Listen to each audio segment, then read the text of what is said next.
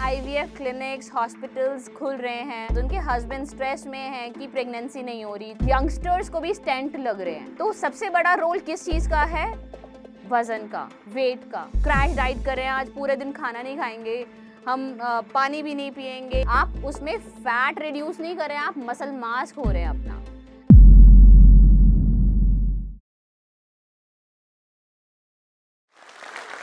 Hi, I am Dr. Richa Gupta, owner of Align Body Physiotherapy Clinic. I am having 14 years of vast experience in treating women, in treating pains of the women. मेरे पास बच्चे भी आते हैं, middle age group भी आती है, बूढ़े भी आते हैं। तो आजकल मैं देख रही हूँ कि बहुत सारे बच्चे बहुत ओबीज हो रहे हैं और उसके वजह से उनको एड़ी में दर्द शुरू हो जाता है, नी में पेन स्टार्ट हो जाता है। तो हम इसके लिए क्या कर सकते हैं? हमें एजुकेट करना है पेरेंट्स को। पेरेंट्स को क्या एजुकेट करना है कि उनको हेल्दी फूड हैबिट्स दें हम, और वाटर इनटेक ज़्यादा कराएं एंड एक्सरसाइजेस फॉर श्योर। क्योंकि हर वक्त उनका जो काम, उनका जो पढ़ाई है आजकल, it is very much technical. हम लोग किताबों से छोड़कर हम लोग लैपटॉप में आ गए हैं। तो हर वक्त वो लोग बैठे रहते हैं, अपना मोबाइल में, लैपटॉप में लगे रहते हैं and they want junk food.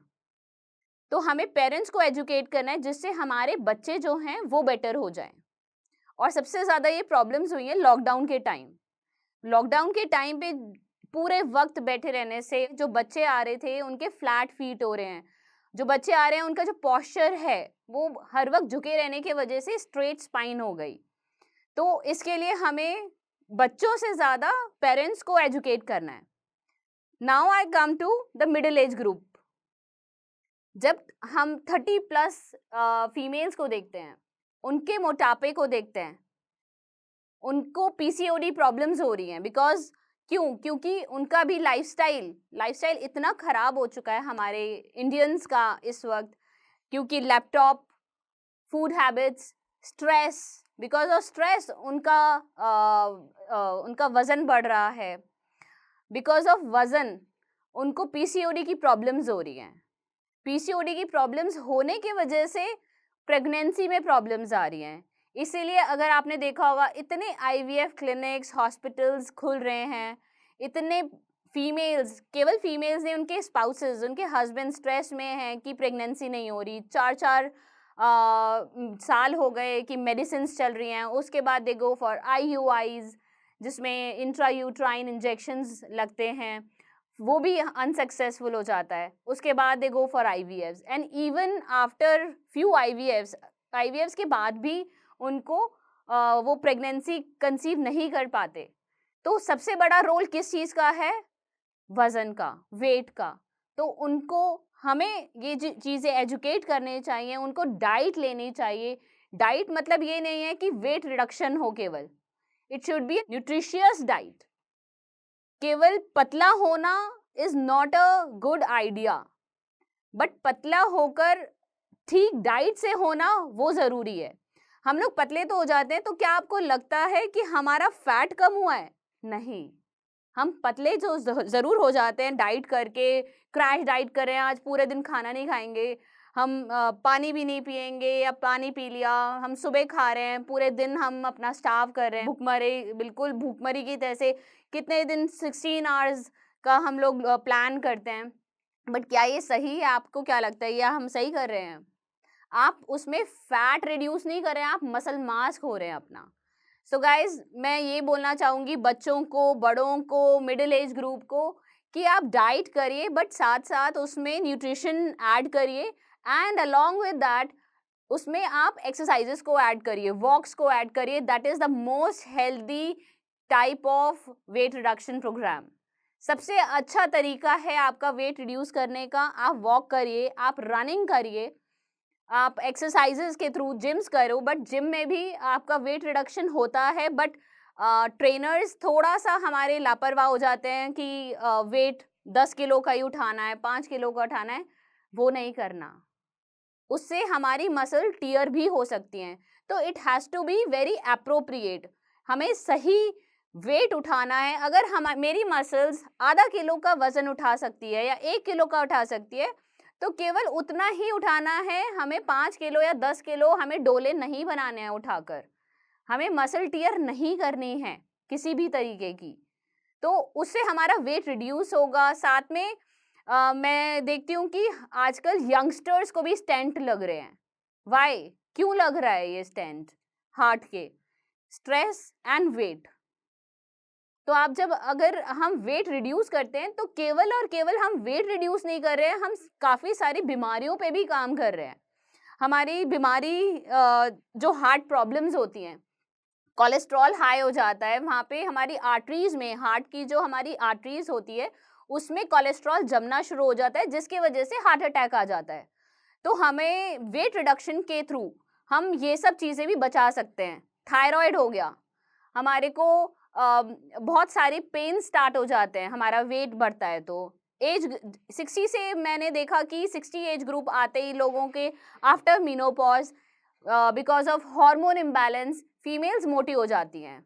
तो क्या होता है, वो लोग सारा ब्लेम हार्मोन्स को दे देती है। बट व्हाई, क्यों हमारा वेट बढ़ रहा है? हमारे जब हार्मोनल इम्बैलेंस होता है, हमारे को भूख शायद ज़्यादा लगने लगती है, या हमारे हार्मोन्स की वजह से हम मोटे हो जाते हैं। तो हमें उसको कट डाउन करने के लिए हमें एक अच्छी डाइट और एक्सरसाइजेस पे काम करना चाहिए। और अगर हमारी एक्सरसाइजेस ठीक रहेंगी, अगर हम कोर पे काम करेंगे, अपनी पेट की मसल्स पर, तो वो सबसे ज़्यादा इम्पोर्टेंट है। उससे हमारे ना ही कमर में पेन आएगा, ना ही हमारे घुटने में पेन आएगा, क्योंकि मोटापे से सबसे ज़्यादा हील पेन स्टार्ट हो जाते हैं, नी पेन स्टार्ट हो जाते हैं, जिन पर हम काम कर सकते हैं। और अगर एक मैं आपको एग्जांपल देती हूँ एक गुब्बारे का।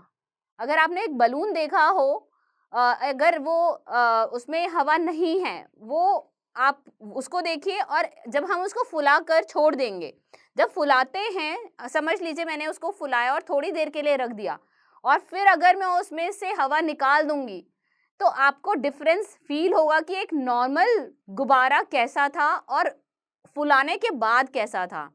तो क्या आपने देखा उसमें? उसकी टोन खत्म हो गई थी। जब हमने उस गुब्बारे को डिफ्लेट किया, उसकी टोन खत्म हो गई थी, उसकी स्ट्रेंथ खत्म हो गई थी उस गुब्बारे की। तो यही होता है आफ्टर प्रेगनेंसी भी। आफ्टर प्रेगनेंसी हमारा जब कोर, हमारा पेट बड़ा होता है, तब हमारी मसल्स टाइट हो जाती है, लेकिन जब हम आफ्टर डिलीवरी वो गुब्बारा जब सूख जाता है, तो उसकी मसल्स सिकुड़ जाती हैं, उसकी मसल्स में स्ट्रेंथ कम हो जाती हैं।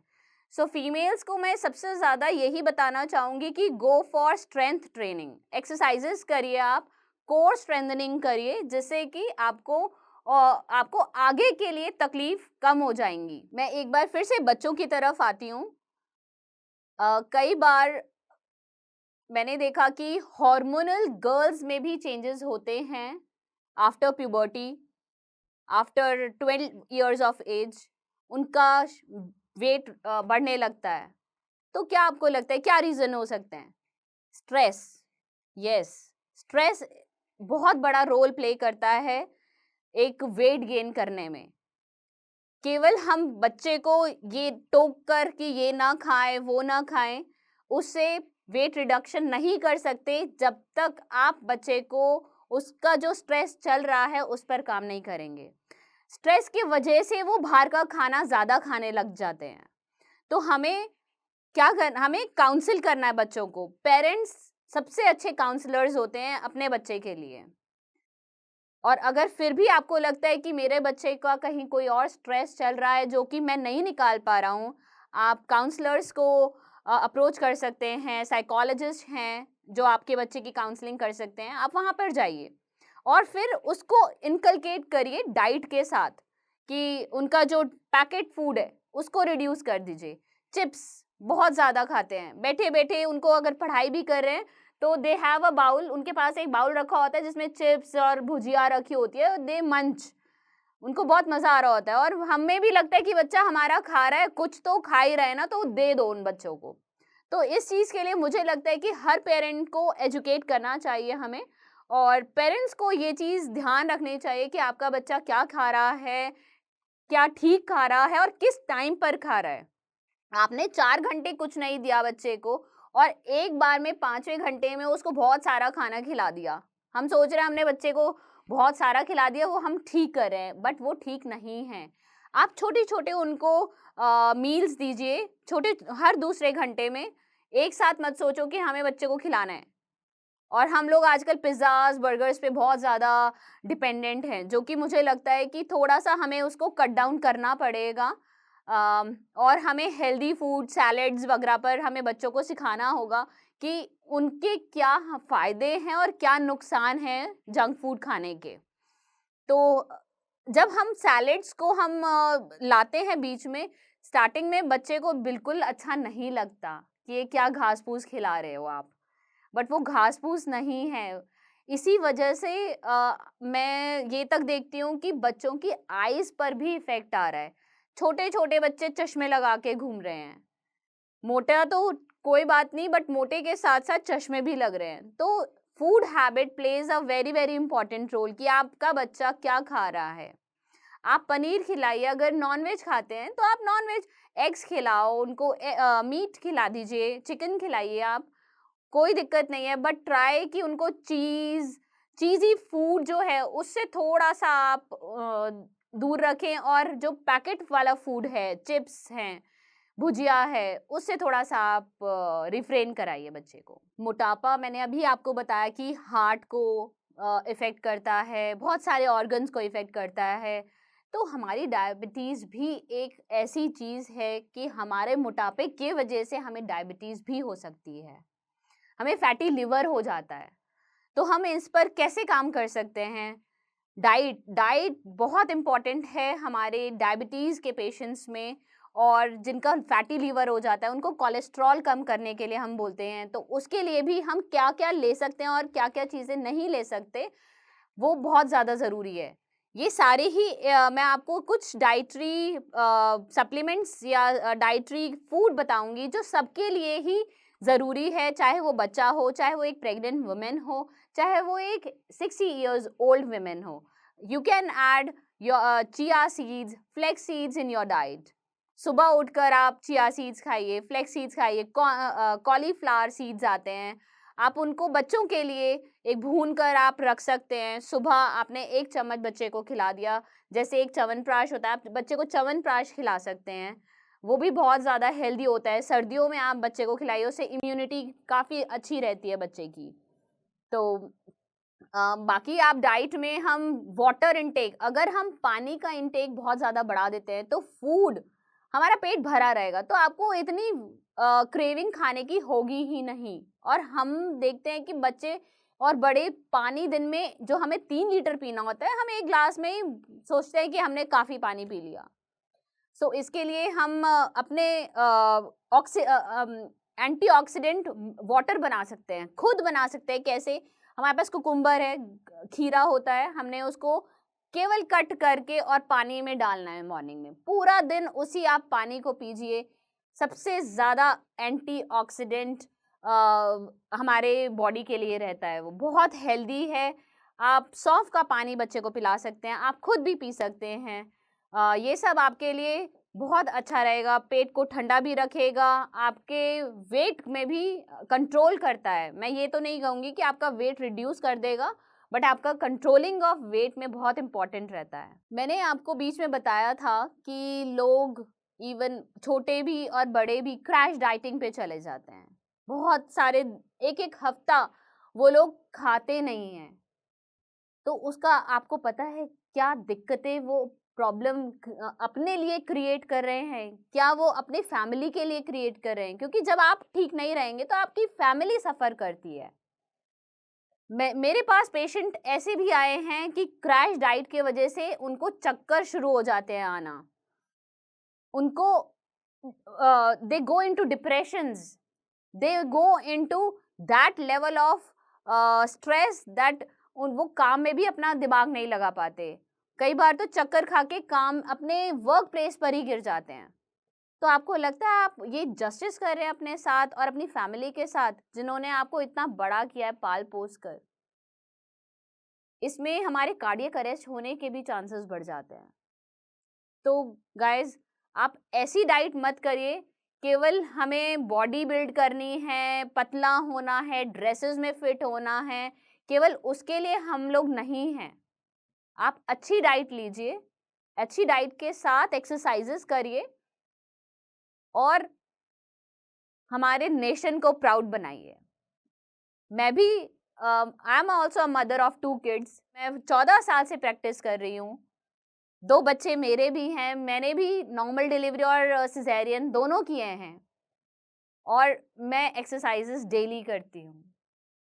मैं तभी शायद अपने बच्चे भी देख लेती हूँ और मैं अपने 3 क्लिनिक्स भी देख लेती हूँ। तो मैं यही आप सबसे बोलूँगी कि आप लोग भी एक अच्छी डाइट लीजिए, स्टार्वेशन मत करिए। केवल पतला होना ही सब कुछ नहीं है, हेल्दी होना ही सब कुछ है। जब हम घर पर सबका ख्याल रख रहे होते हैं या पढ़ाई पूरी कर चुके होते हैं तो मन में एक सवाल जरूर आता है, अब यहाँ से मेरे लिए आगे क्या है। हम कभी कभी भूल जाते हैं कि हम कितने काबिल हैं। हम भी घर के सभी कामकाज के साथ अपना करियर भी बना सकते हैं। ऐसे में कभी परिवार का साथ नहीं मिलता, कभी कोई सही दिशा दिखाने वाला नहीं मिलता, या फिर कभी कभी हम खुद ही हार मान कर बैठ जाते हैं। तो ऐसे में हम सबको चाहिए होता है बस एक सपोर्ट, और वो सपोर्ट हमें मिलेगा जोश टॉक से। जोश टॉक्स जॉब्स फॉर वुमेन एक ऐसा प्रोग्राम है जिसमें हमें एक्सपर्ट ट्रेनिंग, मेंटोरशिप, हमारी जैसी और औरतों का सपोर्ट मिलेगा, जिससे हम सब मिलकर आगे बढ़ेंगे। यहाँ हमें एक्सपर्ट्स ऐसे गाइड करेंगे जैसे हमारी बड़ी बहन हो। इसके लिए हमें बस एक फॉर्म भरना है, जो कि डिस्क्रिप्शन और पिन कमेंट में डाल दिया गया है। चलिए साथ मिलकर आपके सपनों की नौकरी को हासिल करने की दिशा में पहला कदम उठाते हैं। चाहे आप आर्थिक रूप से आत्मनिर्भर बनना चाहती हो या फिर नए स्किल सीखना चाहती हो, जोश टॉक्स की टीम आपकी मदद के लिए यहाँ है।